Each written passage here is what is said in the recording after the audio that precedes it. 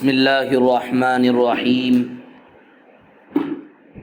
الحمد للہ رب العالمین والصلاة والسلام على سید الانبیاء والمرسلین محمد وعلى آلہ وصحبہ اجمعین اما بعد فاعوذ باللہ من الشیطان الرجیم بسم اللہ الرحمن الرحیم قتل اصحاب الاخدود النار ذات الوقود اذ هم علیها قعود وهم على ما يفعلون بالمؤمنین شهود وما نقموا منهم الا ان يؤمنوا باللہ العزیز الحمید صدق اللہ مولانا العظیم۔ میرے عزیزوں، بھائیوں، بزرگوں، یہ دنیا دار الامتحان ہے، پریشانیوں کا گھر، مصیبتوں کا زمین، اور طرح طرح کے پریشانیاں اور مصیبتوں کا سامنا اس دنیا میں کرنا پڑتا ہے۔ راحت حضرت محمد الرسول اللہ صلی اللہ علیہ وسلم نے کیا فرمایا؟ اللہم لا عیش الا عیش الآخرہ، عیش تو آخرت کا ہے، راحت تو آخرت کا ہے، اور مزے کی زندگی اللہ نے مرنے کے بعد جنت میں رکھی ہے۔ دنیا دار اور بے ایمانوں سے جا کر پوچھئے، کیا آپ سکون سے ہیں؟ کیا آپ راحت سے ہیں؟ کیا آپ کے دل کو اطمینان حاصل ہے؟ ایمان والا تو چھوڑیے، بے ایمان والا بھی پریشان ہے، پیسے والا بھی پریشان ہے، مال والا بھی پریشان ہے، اور غریب بھی پریشان ہے۔ ایسے ہی جینا ہے، اسی پہ مرنا ہے۔ راحت کی امیدیں، آرام کی امیدیں مرنے کے بعد کی زندگی میں رکھنا ہے، دنیا کے اندر نہیں۔ اب جب آپ راحت کھو چکے ہیں اور مصیبتوں کو جھیلنے کے لیے اپنے آپ کو تیار کر چکے ہیں، تھوڑا دین پر بھی تو مصیبت جھیل لو۔ مال آسانی سے نہیں ملتا ہے، بڑی قربانی دینی پڑتی ہے، محنت کرنا پڑتا ہے۔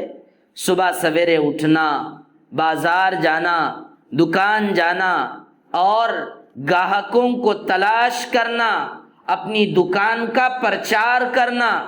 مال قربانی سے نہیں آ رہا، دین قربانی سے کیسے آ جائے گا؟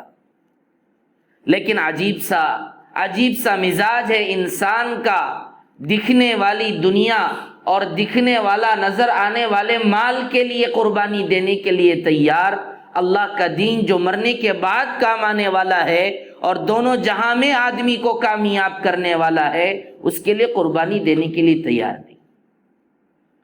ہمیں قربانی دینی چاہیے، مال کی قربانی، وقت کی قربانی۔ پیسہ دین پر چلتے ہوئے تھوڑا ملے گا، اس کی قربانی دے دو آپ۔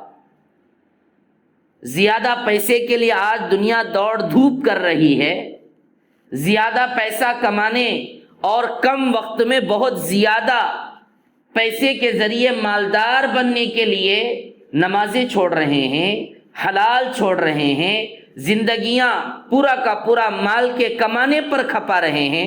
اللہ فرماتے ہیں تھوڑا پیسہ کم لے لو لیکن دین پر بھی چل لو۔ مال ملے گا، تھوڑا ملے گا، دکان بنے گا، معمولی سا بنے گا، مکان بھی بنے گا، لیکن جو آپ چاہتے ہیں کہ مال زیادہ ہو، دکان بہت بڑا ہو، مکان بہت عمدہ ہو، اور اس کے لیے آپ نمازیں چھوڑ رہے ہیں۔ میرے عزیزو بھائیو، اس دین کے لیے، اس ایمان کے لیے اور اس قرآن کے لیے اور اللہ کی تعلیمات کے لیے کیسی کیسی قربانیاں۔ اصحاب کہف کا واقعہ بتلایا گیا، 7 نوجوانوں نے اپنا وطن چھوڑ دیا اللہ کے دین کے لیے۔ بھوکے نہیں مرے، دنیا سے ان کو ختم ہی نہیں کر دیا گیا۔ آج لوگ دین کو ایسا پیش کرتے ہیں کہ دین پر چلنا شاید آج کے زمانے میں ممکن ہی نہیں ہے، اور اتنا مشکل ہے شاید اس کو یہ حکم دے دیا گیا کہ بھئی تو ایک پہاڑ کو اٹھا کے لے کے چل۔ حضرت محمد الرسول اللہ صلی اللہ علیہ وسلم نے فرمایا الدین یسر، دین آسان ہے۔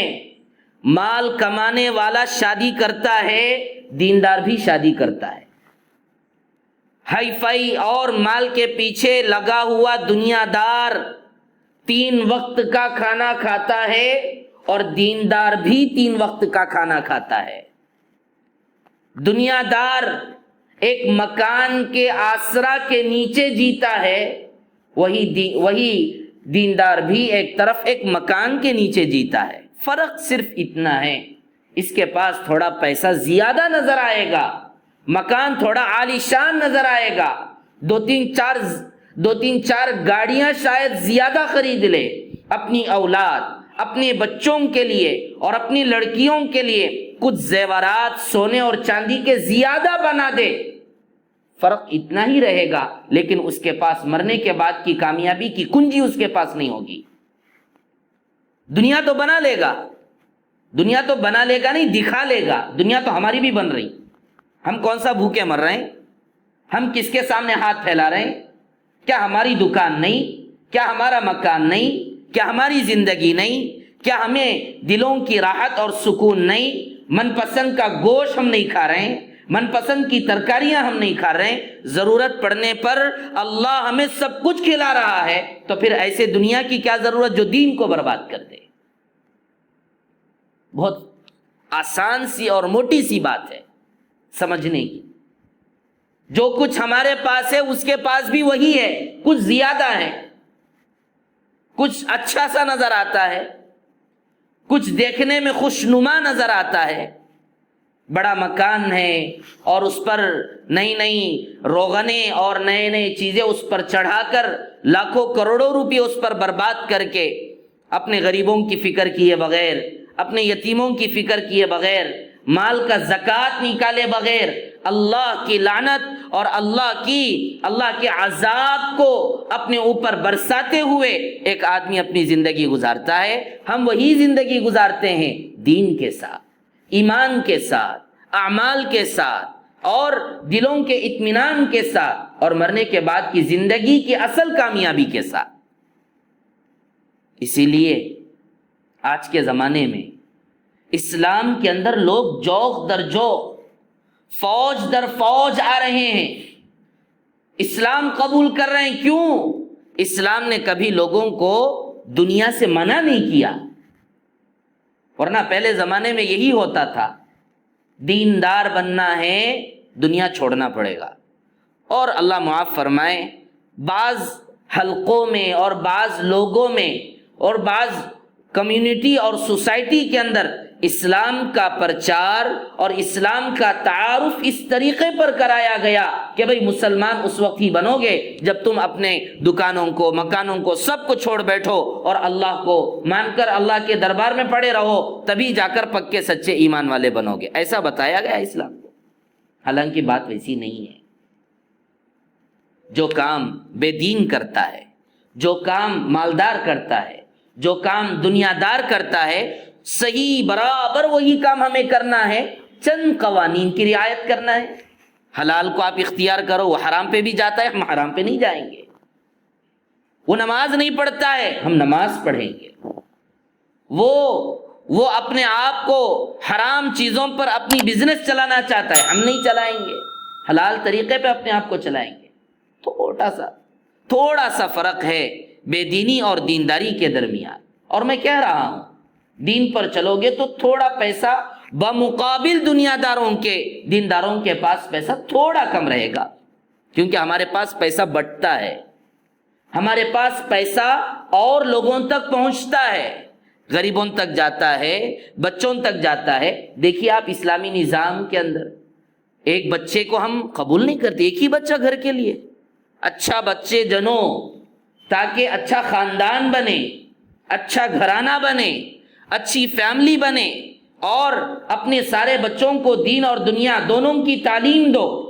اب ظاہر سی بات، ایک باپ کا ایک بیٹا کما کما کر چھپا چھپا کر جمع کے رکھا، اب ظاہر سی بات بچہ بڑا ہوگا تو اس کے پاس 15 لاکھ کی کار ہوگی، 2-3 لاکھ کی گاڑی ہوگی، ایک عالیشان ایک گھر ہوگا۔ اور دوسری طرف اسلام کے طریقے پر جس فیملی کے اندر، جس گھرانے کے اندر 4 اولاد پیدا ہوئے اور دونوں کو سب کو دین اور دنیا کی بہترین تعلیم دی، ہو سکتا ہے ان کے پاس 15 لاکھ کی کار نہ ہو، میں گارنٹی کے ساتھ کہتا ہوں 15 لاکھ کی کار نہ ہوگی لیکن 5-6 لاکھ کی کار ضرور ہوگی اگر محنت کرے۔ فرق اتنا ہی ہے، حلال طریقے پہ کمائیں۔ ہم دین کو سمجھتے نہیں ہیں، کیسی کیسے قربانیاں دی گئی اس دین کے خاطر۔ قرآن کریم کے اندر اور ایک واقعہ، اصحاب اخدود کا واقعہ، خندقوں والے لوگوں کا واقعہ اللہ نے سورۃ البروج کے اندر بیان فرمایا۔ نبی پاک صلی اللہ علیہ وسلم کے زمانے سے اللہ کے نبی کو جب نبی بنایا گیا 40 سال کی عمر میں، تو نبی بنائے جانے سے 40 سال پہلے تفسیری روایات کے موافق یمن کے علاقے کے اندر ایک بہت ہی ایمان افروز اور بہت ہی ایمان اور اسلام کے اندر حرارت پیدا کرنے والا اور جذبات کو ابھارنے والا ایک واقعہ یمن کے علاقے کے اندر اللہ کے نبی رسول اللہ صلی اللہ علیہ وسلم کے نبی بنائے جانے سے 40 سال پہلے حضرت عیسیٰ علیہ السلام کے بعد یہ واقعہ پیش آیا۔ کیا واقعہ ہے؟ ایک بادشاہ ہے، لکھا ہے اس کا الگ الگ نام ہے، کافر تھا، اور اس کے ساتھ ایک وزیر، اس کا کام کرنے والا ایک آدمی تھا، بوڑھا جادوگر تھا، وہ جادو سیکھا ہوا تھا، بادشاہ کے ساتھ رہتا تھا، بادشاہ کی خدمت میں رہتا تھا۔ بوڑھا ہو گیا، کمزور ہو گیا، اس نے آیا اور آ کر کے کہنے لگا بادشاہ سے، بادشاہ جہاں پناہ، میں بڑھاپے کی عمر کو پہنچ چکا ہوں، میں بوڑھا ہو چکا ہوں، اور میرے پاس ایک ہنر ہے۔ کیا ہنر؟ جادوگری۔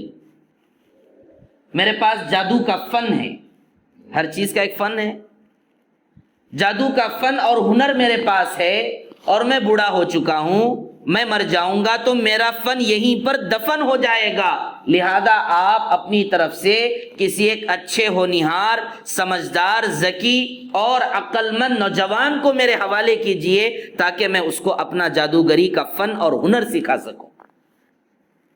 بادشاہ نے اعلان کروایا۔ بہرحال ایک بہترین سمجھدار نوجوان کو اس کے سامنے، بادشاہ کے سامنے لایا گیا کہ جہاں پناہ دیکھیے یہ نوجوان بہت ہوشیار ہے، بہت سمجھدار ہے، آپ اسے جادوگری سکھا سکتے ہیں، آپ کی بادشاہت کے لیے بہت فائدہ ہوگا۔ تو نوجوان کو اس جادوگر بادشاہ کے، اس جادوگر بوڑھے آدمی کے ساتھ کر دیا گیا کہ تم اس نوجوان بچے کو جادوگری سکھاؤ۔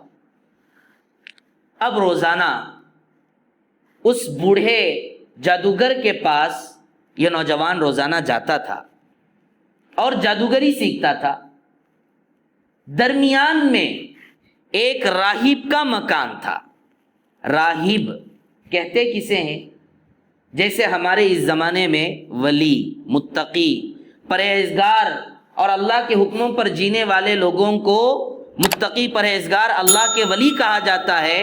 حضرت عیسیٰ علیہ السلام ان کی تعلیمات پر چلنے والے اور اللہ سے ڈر کر جینے والے لوگوں کو راہب کہا جاتا ہے۔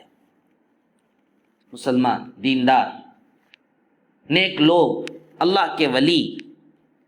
تو وہ نوجوان بوڑھے جادوگر کے پاس جاتا تھا تو راستے میں ایک نیک اللہ کا ولی کا مکان، راہب کا مکان تھا، اور وہ راہب اپنے مکان کے اندر لوگوں کو ایمان کی دعوت دیتا تھا، اللہ سے لوگوں کو جوڑتا تھا۔ تو یہ نوجوان جانے لگا، راہب دیکھنے لگے یہ نوجوان خوبصورت بچہ کہاں جا رہا ہے، معلوم کیا گیا تو پتہ چلا کہ فلاں بوڑھے جادوگر کے پاس جا رہا ہے جادوگری سیکھنے کے لیے۔ بہرحال ایک مرتبہ ایک دن راہب نے اس نیک شخص اور نیک آدمی نے اس نوجوان کو پکڑا اور پکڑ کر کے اس کو سمجھایا، بیٹے جادوگری حرام ہے اور جادوگری سے انسانوں کو نقصان ہوتا ہے، فائدہ پہنچانے والے بہت کم ہیں، فائدے کے لیے جادو کو استعمال کرنے والے شاید آج کے زمانے میں 100% میں 1-2% ہوں گے، بقیہ جادو کا لفظ جب بھی جہاں پر بھی اس کا تذکرہ ہوتا ہے وہ لوگوں کے نقصان پہنچانے کے لیے، جس سے دشمنی ہو جادو کر دو۔ تو بہرحال نیک آدمی اللہ والے نے، راہب نے اس نوجوان کو سکھایا، بیٹا یہ کفر ہے، اللہ نے اس کو حرام قرار دیا، اللہ کے حکم کے موافق خود جینا ہے، دوسروں کو جلانا ہے، دوسروں کو مارنا نہیں ہے، دوسروں کو نقصان نہیں پہنچانا۔ اسلام میں اس لیے جادو سیکھنا اور سکھانا دونوں حرام ہیں۔ سمجھایا اور اس کے بعد توحید کی تعلیم دی، ایک اللہ پر ایمان لاؤ، کرنے والی ذات اللہ کی، اللہ پر یقین کرو، کھلانے والا وہی ہے، پلانے والا وہی ہے، دنیا چلانے والا وہی ہے، مرنے کے بعد اللہ کے یہاں حساب بھی دینا ہے۔ تو اس راہب نے اس جادوگری کے فن کو سیکھنے اور جانے والے نوجوان کو پکڑ کر ایمان کی تعلیم دی، سکھاتا رہا، بولتا رہا۔ ایک دن دیری سے پہنچ گیا بوڑھے آدمی کے پاس، جادوگر کے پاس۔ جادوگر نے پوچھا بوڑھے نے، کیا بیٹا کیا بات ہے، دیر سے آ رہے ہو، تاخیر سے آ رہے ہو؟ تو نوجوان کہنے لگا تھوڑی تاخیر ہو گئی آنے میں، بہرحال کچھ عذر وغیرہ بتا کر۔ تو روزانہ یہ نوجوان بچہ ایک طرف ایمان کا سبق لیتا تھا، دین کا سبق لیتا تھا، اور دوسری طرف جادو کا سبق لیتا تھا۔ ایک دن راستے میں آ رہا تھا، اچانک راستے کے درمیان میں ایک شیر آ کے کھڑا ہو گیا۔ یہ قصہ کوئی ایران توران کا قصہ نہیں، ترمذی شریف کے اندر اللہ کے نبی رسول اللہ صلی اللہ علیہ وسلم نے یہ واقعہ بیان کیا ہے، اور وہ بھی کس کی تفسیر؟ قرآن کریم کی ایک آیت کی تفسیر، سورۃ البروج، قتل اصحاب الاخدود، خندقوں والے، آگ زیادہ بھڑکانے والے ان لوگوں کو قتل کر دیا گیا۔ تو اللہ کے نبی فرماتے ہیں وہ نوجوان لڑکا جانے لگا روزانہ کے معمول کے مطابق، درمیان میں ایک شیر آ گیا۔ اب نوجوان بچہ دل کے اندر کہنے لگا ادھر جادو کا سبق سکھایا جا رہا ہے اور دوسری طرف مجھے ایمان کا سبق سکھایا جا رہا ہے، دونوں میں کون صحیح ہے؟ دونوں میں کون صحیح ہے؟ اور آج وقت آیا ہے آزمانے کا، دیکھتے ہیں کہ جادوگر صحیح ہے یا یہ راہب صحیح ہے۔ اور اس نوجوان نے وہیں پر کھڑے ہو کر دعا کی، دعا کے اندر یہ کہا، اے اللہ اگر اس راہب کی تعلیم صحیح ہے اور تو واقعتاً ہم سب کا مالک اور خالق اور تو ہم سب کا خدا ہے، تو میں ایک پتھر اٹھا کر اس شیر کی طرف پھینکوں گا اور وہ پتھر جا کے اسے لگ جائے اور وہ شیر وہیں کا وہیں مر جائے۔ اگر راہب کی تعلیم صحیح ہے اور لوگ آرام سے اپنا سفر پورا کرے، راستے پر چلنے والے بن جائیں لوگ، کوئی رکاوٹ نہ ہو، کوئی پریشانی نہ ہو آنے جانے والے لوگوں کے لیے، یا نہیں اگر جادوگر بوڑھے کی تعلیم صحیح ہے اور یہ راہب جھوٹا ہے تو یہ شیر یہیں کا یہیں رہے۔ اس کے بعد وہ نوجوان لڑکا پتھر، چھوٹا سا پتھر اٹھایا اور اٹھا کر کے اس شیر کی طرف پھینکا۔ پھینکنا ہی تھا، اللہ تبارک و تعالیٰ نے غیبی قدرت سے ایک معمولی سے پتھر کو لے جا کر شیر کو لگوایا اور شیر وہیں کا وہیں مر گیا۔ اب یقین اس لڑکے کو، نیک بندے اللہ کے ولی راہب کی تعلیم پر یقین اور بڑھ گیا۔ ارے ایک چھوٹے سے پتھر کے پھینکنے پر شیر کا مر جانا کوئی معمولی بات نہیں ہے، لیکن ایمان اور یقین کی بنیاد پر اللہ تبارک و تعالیٰ نے اس نوجوان کے آنکھوں کے سامنے اس شیر کو اللہ تعالیٰ نے ہلاک کر دیا تو اس نوجوان کے دل کے اندر جو ایمان اور یقین تھا اور مضبوط ہو گیا، اور مضبوط ہو گیا۔ اب وہ نوجوان نے دل کے اندر پکا عزم اور ارادہ کر لیا کہ میں اپنے راہب، اپنے استاد جی کی بات پر عمل کروں گا، جادوگری نہیں، جادو میں نہیں سیکھوں گا، میں ایمان کو سیکھوں گا، ایمان پر چلوں گا اور لوگوں کو ایمان کی دعوت دوں گا۔ اب اس کے بعد اللہ تبارک و تعالیٰ نے پہلے زمانے کے قوموں میں اور نبیوں کو اللہ نے بہت سارے ایسے کام ان سے کرواتے تھے جس کو دیکھ کر لوگ حیران ہو جاتے تھے کہ بھئی یہ کام کیسے ہو رہا، اور لوگ اس کو دیکھ کر ایمان لاتے تھے۔ تو اللہ تبارک و تعالیٰ نے اس نوجوان کے اندر اپنا ایک طاقت، اپنا ایک غیبی طاقت اللہ نے یہ رکھا تھا کہ جو بھی بیمار آدمی اس کے پاس آتا اور اس سے کہتا کہ میری بیماری کا علاج کرو، تو یہ کہتا شفا دینے والی ذات اللہ کی ہے، تم اس کو مانو، میں تمہیں اللہ سے دعا کر کے آپ کو شفا دلوا دیتا ہوں۔ اور وہ نوجوان اللہ سے دعا کرتا تھا تو ہر بیمار آدمی کے بیماری کو اللہ تعالیٰ دور کر دیتے تھے۔ مبروز شخص، برس کی بیماری والا اور فلاں فلاں عجیب و قسم کی بیماریوں سے جو لوگ پریشان رہتے تھے، اس نوجوان لڑکے کے پاس لوگ آتے تھے اور اپنی بیماریوں کا علاج کروا کے جاتے تھے۔ سب آتے تھے اپنی بیماریاں درست کروا لیتے تھے۔ اب معلوم ہوا کسے؟ بادشاہ کے پاس اور ایک آدمی رہتا تھا اندھا، بادشاہ کی خدمت میں رہتا تھا، بادشاہ کی صحبت میں رہتا تھا، اندھا تھا، آنکھ اس کے تخلیقی اور قدرتی طور پر اللہ تعالیٰ نے اس کے آنکھ نہیں تھی، اللہ تعالیٰ نے آنکھ نہیں دیا۔ بادشاہ کے اس اندھے آدمی کو پتا چلا کہ جس نوجوان کو بادشاہ نے جادوگری سیکھنے کے لیے بوڑھے آدمی کے پاس بھیجا تھا وہ ایمان والا بن گیا ہے اور وہ بیمار لوگوں کی بیماریوں کو دور کر رہا ہے۔ چلو میں بھی ایک بیمار آدمی ہوں، اندھا ہوں، یہ بھی ایک بیماری ہے، یہ بھی ایک کمزوری اور عیب ہے، چلو میں اس نوجوان کی خدمت میں جاتا ہوں کہ وہ کس خدا سے اس کا تعلق ہے اور وہ کس خدا پر یقین کرتا ہے اور کس خدا کی طاقت کے بل بوتے پر لوگوں کی بیماریوں کو دور کر رہا ہے۔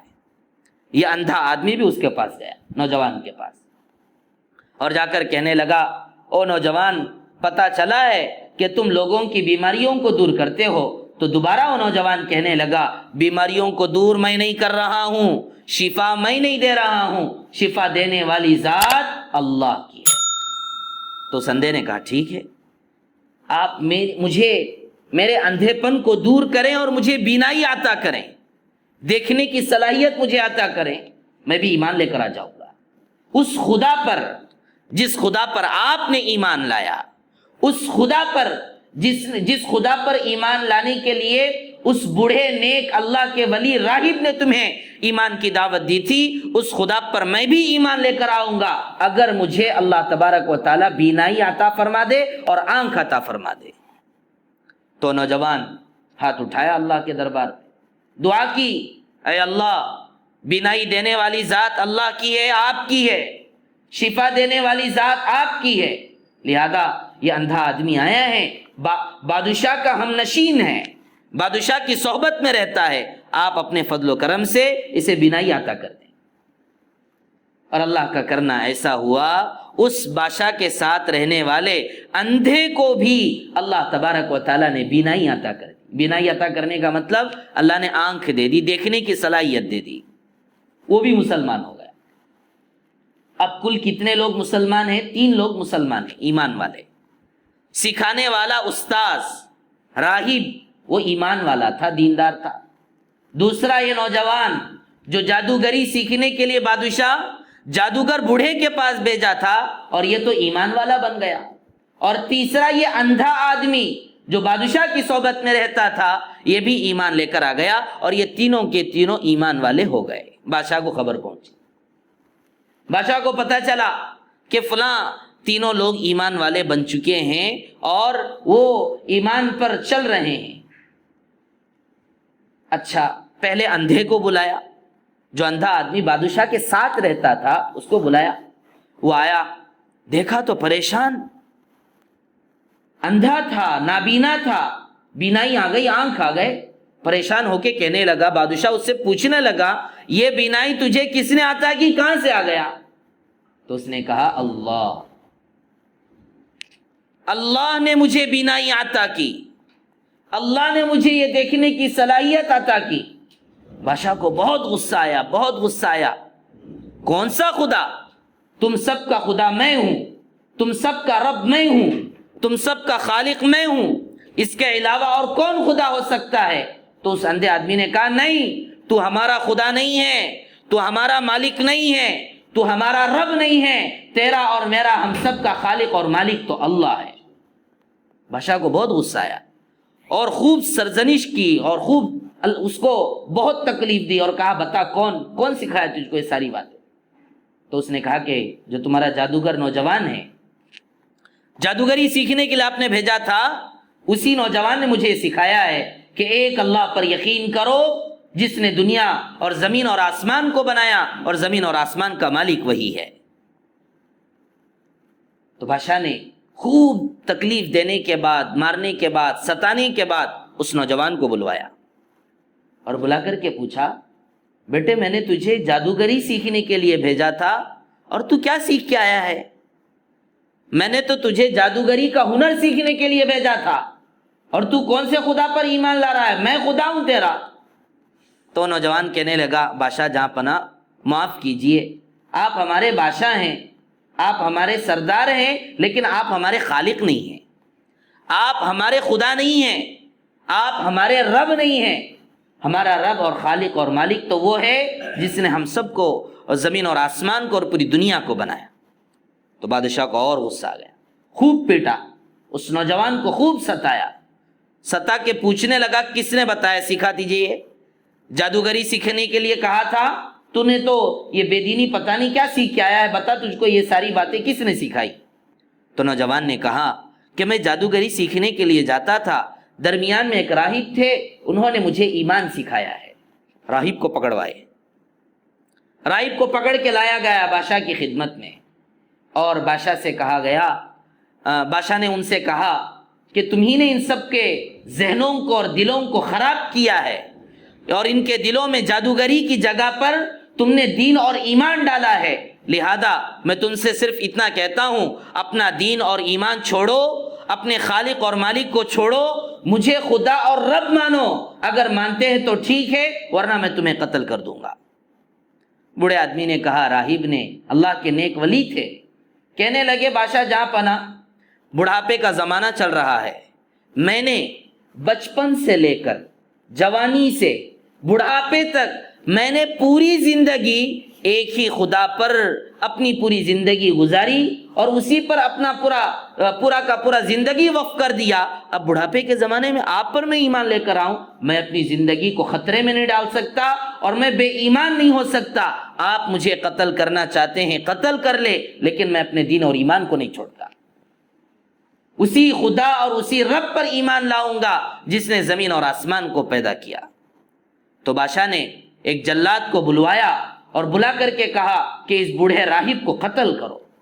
ایک بہت بڑا آرا، چاقو چھری، بہت بڑی چھری لائی گئی اور لا کر کے اس بوڑھے آدمی کے سر کے درمیان میں وار کیا گیا، مارا گیا، کہ جس کی وجہ سے اس نیک اللہ کے ولی راہب کے بدن کے دھڑ کے 2 ٹکڑے ہو گئے۔ اب بادشاہ آئے باری اندھے کے پاس جو اب بینائی والا ہو چکا ہے، اس سے کہا دیکھ کیا حال ہوا اس بوڑھے کا، 2 دھڑ کے 2 حصے کر دیے میں نے، اب اگر تو بھی ایمان سے نہیں ہٹے گا تجھے بھی قتل کر دوں گا۔ لیکن جو اندھا تھا اللہ نے بینائی عطا کری، وہ کیسے بددین ہو سکتا ہے؟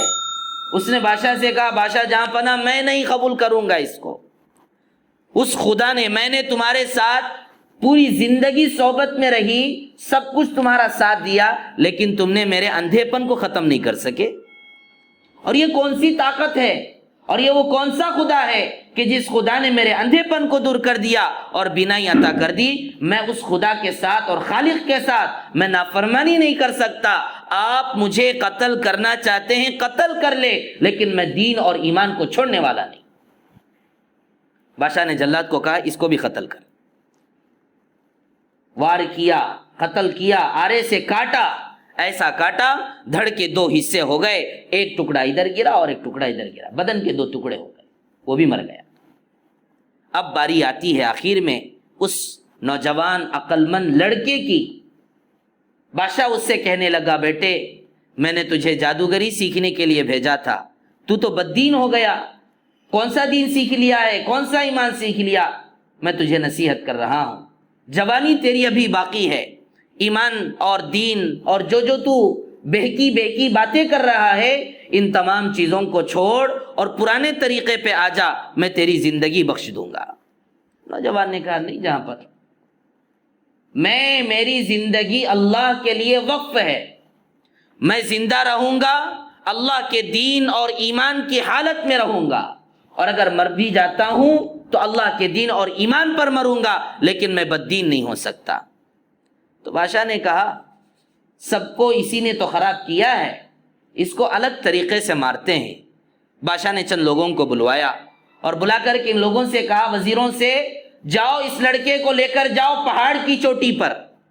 پہاڑ کی چوٹی پر، جو چوٹی کہتے ہیں پہاڑ کے اوپری حصے پر لے جاؤ اور لے جا کر وہاں سے نیچے ڈھکیل دو، نیچے گرا دو، تاکہ وہ پہاڑ کے اوپر سے نیچے گر کر، پتھروں پر گر کر یہ مر جائے اور یہ دنیا سے ہی ختم ہو جائے. چند وزیروں کے اور چند لوگوں کے حوالے اس نوجوان کو دیکھ کے بھیجا. میرے عزیزو بھائیو، یاد رکھیے پہاڑ کی طاقت سے بھی بڑھ کر طاقت اللہ کی. سب سے بڑا طاقتور کون ہے؟ اللہ ہے. اللہ کی طاقت سب سے بڑی طاقت ہے. آج لوگ پانی کی طاقت کے بارے میں بولتے ہیں، زمین کی طاقت کے بارے میں بولتے ہیں، آگ کی طاقت، زمین کی طاقت، ہوا کی طاقت، پانی کی طاقت، پہاڑ کی طاقت اور فلاں بموں کی طاقت. لیکن میرے عزیزو بھائیو، ان سب کے پیدا کرنے والے خالق اور مالک کی طاقت کتنی ہوگی؟ پہاڑ پر بھی قبضہ اللہ کا ہے. وما من شیء، اللہ پاک فرماتے ہیں دنیا کے اندر جتنی ساری چیزیں ہیں، پتے سے لے کر ساری چیزیں اللہ کے حکم کے بغیر کچھ نہیں کر سکتے. پہاڑ پہ لے کے گئے یہ لوگ نوجوان کو، لے جا کر ڈھکلنے والے تھے اور نیچے گرانے والے تھے. اللہ تبارک و تعالیٰ نے پہاڑ کو حکم دیا اور وہ پہاڑ ہلنے لگا، پہاڑ پر زلزلے کی شکل آ گئی. اور یہ سارے کے سارے لوگ، ظاہر سی بات ہے پہاڑ کی چوٹی پر اوپری حصہ، جو اوپر کا حصہ ہے بہت تھوڑا رہتا ہے، زیادہ نہیں رہتا. پہاڑ تو ایسے رہے گا، ہل گیا اور زلزلے کی شکل پیدا ہو گئی. اتنی بڑی زمین پر ہم نہیں ٹک پاتے ہیں زلزلے کے وقت پر، پہاڑ پر آدمی کیسے رکے گا؟ پہاڑ ہی ہلنے لگا، سارے کے سارے لوگ ادھر ادھر گر کے مر گئے. اللہ تعالیٰ نے اس نوجوان کو بچا لیا. نوجوان جمے رہا وہیں پر.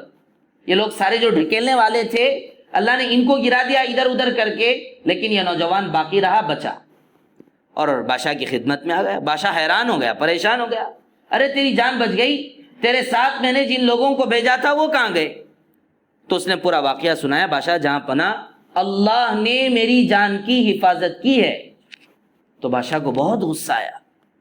بادشاہ نے پھر اور چند لوگوں کو بلوایا اور بلا کر کے کہا، پتہ نہیں یہ کون سے خدا کی بات کر رہا ہے اور کہہ رہا ہے کہ پہاڑ پر بھی اس کا قبضہ ہے. جاؤ اس کو لے کر جاؤ سمندر کے درمیان اور بیچ سمندر کے اندر لے جا کر اس کو سمندر کے اندر ڈال دو. کون سا خدا بچا سکتا ہے، دیکھتا ہوں میں بھی. پھر دوبارہ چند آدمی اس نوجوان کو لے کر بیچ سمندر کے اندر گئے اور جا کر کے وہاں پر ڈالنے ہی والے تھے.